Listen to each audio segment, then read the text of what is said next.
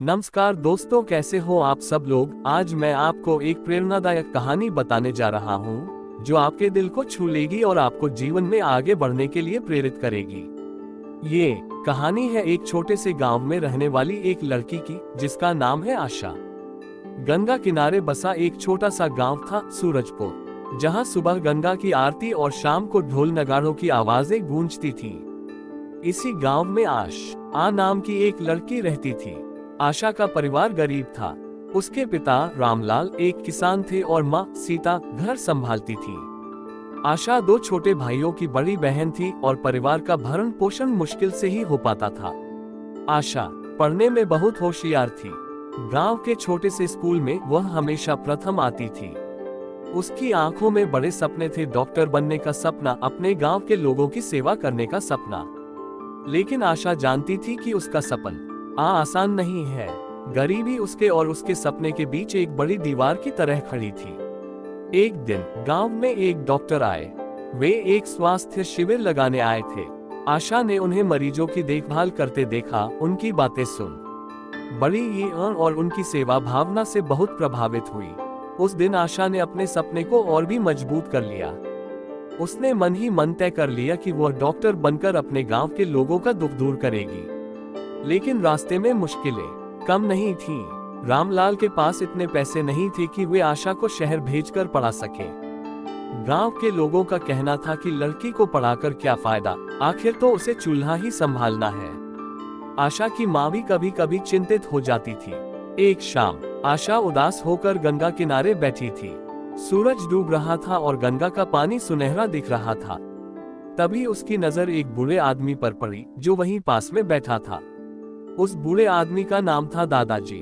दादाजी गांव के सबसे बुद्धिमान और अनुभवी व्यक्ति थे। दादाजी ने आशा को उदास देखकर पूछा, क्या हुआ बेटी, क्यों इतनी उदास हो? आशा ने अपनी सारी कहानी दादाजी को बता दी। उसने बताया कि कैसे वह डॉक्टर बनना चाहती है, लेकिन गरीबी उसके सपने को पूरा नहीं होने दे रही है। दादाजी ने आशा की बातें ध्यान से सुनी और फिर बोले, बेटी, जीवन में मुश्किलें तो आती ही हैं, लेकिन जो लोग मुश्किलों से हार नहीं मानते वही अपने सपने को पूरा करते हैं। याद रखना, भगवान भी उसी की मदद करते हैं जो खुद अपनी मदद करता है। दादाजी ने आगे कहा, तुम्हारे अंदर एक चिंगारी है, आशा की चिंगारी। इसे बुझने मत देना। अपनी मेहनत और लगन से तब छोटे उम्र हर मुश्किल को पार कर सकती हो। दादाजी की बातों ने आशा के दिल में नई उम्मीद जगा दी। उसने तय कर लिया कि वह हार नहीं मानेगी। वो हर संभव कोशिश करेगी अपने सपने को पूरा करने की। अगले दिन से आशा ने और बड़ी ही ज्यादा मेहनत करना शुरू कर दिया। वह स्कूल में तो पढ़ती ही थी, घर पर भी घंटों पढ़ाई करती थी। उसने गांव के बच्चों को ट्यूशन पढ़ाना शुरू कर दिया, जिससे उसे कुछ पैसे मिलने लगे। उन पैसों को वह अपनी पढ़ाई के लिए इस्तेमाल करती थी। आशा ने गांव के पुस्तकालय से किताबें उधार लेकर पढ़ना शुरू कर दिया। वो हर तरह की जानकारी हासिल करने के लिए उत्सुक रहती थी। उसने विज्ञान और चिकित्सा से जुड़ी हर किताब को पढ़ डाला। धीरे धीरे आशा की मेहनत रंग लाने लगी। वह स्कूल की परीक्षाओं में हमेशा अव्वल आती रही। गांव के लोग भी अब उसकी तारीफ करने लगे थे। उन्हें लगने लगा था कि आशा सच में कुछ कर सकती है। एक दिन आशा को पता चला कि सरकार गरीब बच्चों के लिए छात्रवृत्ति योजना चला रही है। उसने तुरंत उस योजना के लिए आवेदन किया। कुछ दिनों बाद उसे खबर मिली कि उसे छात्रवृत्ति मिल गई है। आशा की खुशी का ठिकाना नहीं रहा। उसकी आंखों में आंसू थे। यह उसकी मेहनत और लगन का फल था। अब वह शहर जाकर पढ़ सकती थी और अपने सपने को पूरा कर सकती थी। आशा ने अपने माता पिता से आशीर्वाद लिया और शहर के लिए रवाना हो गई। शहर में उसने एक अच्छे कॉलेज में दाखिला लिया। कॉलेज में उसे कई नए दोस्त मिले। सभी छात्र अलग अलग जगहों से आए थे और उनके सपने भी अलग अलग थे। आशा ने कॉलेज में भी खूब मेहनत की। वह दिन रात पढ़ाई करती थी। उसे अपने गांव के लोग की याद आती थी और वह हमेशा सोचती थी कि कैसे वह डॉक्टर बनकर उनकी सेवा कर सकती है। कॉलेज में आशा को एक प्रोफेसर मिले जिनका नाम था डॉक्टर वर्मा। डॉक्टर वर्मा एक अनुभवी डॉक्टर थे और वे छात्रों को बहुत प्रेरणा देते थे। आशा डॉक्टर वर्मा से बहुत प्रभावित हुई। वह अक्सर डॉक्टर वर्मा से मिलती और उनसे चिकित्सा से जुड़े सवाल पूछती। डॉक्टर वर्मा ने आशा की प्रतिभा को पहचाना। उन्होंने आशा को हर तरह से मदद की। उन्होंने उसे अपनी रिसर्च में शामिल किया और उसे नए नए प्रयोगों के बारे में सिखाया।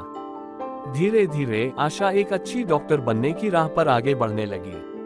उसने अपनी पढ़ाई पूरी की और डॉक्टर की डिग्री हासिल की। डॉक्टर बनने के बाद आशा ने अपने गांव वापस लौटने का फैसला किया। वह जानती थी कि उसके गांव के लोगों को उसकी सबसे ज्यादा जरूरत है। आशा ने सूरजपुर में एक छोटा सा क्लिनिक खोला। उसने गांव के लोगों का छोटे उफत में इलाज करना शुरू कर दिया। वह मरीजों की देखभाल करती, उन्हें दवाइयां देती और उन्हें स्वस्थ रहने के तरीके बताती। आशा के क्लिनिक में हमेशा मरीजों की भीड़ लगी रहती थी। लोग दूर दूर से उसके पास इलाज कराने आते थे। आशा ने अपने गांव के लोगों के दिलों में जगह बना ली थी। एक दिन गांव में एक महामारी फैल गई। कई लोग बीमार पड़ने लगे। गांव में डर का माहौल था।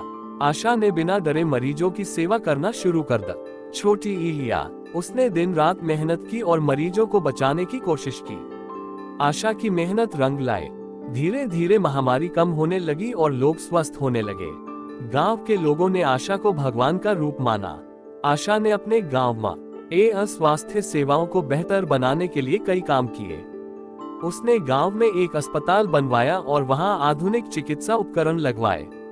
उसने गांव के लोगों को स्वास्थ्य के बारे में जागरूक करने के लिए कई कार्यक्रम चलाए। आशा की कहानी दूर दूर तक फैल गई। लोग उसे उम्मीद की किरण कहने लगे।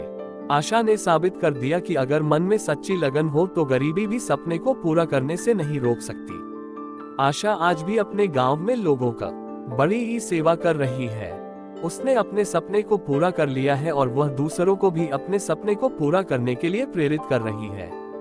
कहानी का नैतिक ये कहानी हमें सिखाती है कि कभी हार मत मानो। जीवन में मुश्किलें आती रहेंगी, लेकिन हमें उनसे हार नहीं माननी चाहिए। हमें हमेशा अपने लक्ष्य की ओर बढ़ते रहना चाहिए। मेहनत करो, मेहनत का कोई विकल्प नहीं है। अगर हम मेहनत करेंगे तो हमें सफलता जरूर मिलेगी। उम्मीद रखो, हमें हमेशा उम्मीद रखनी चाहिए।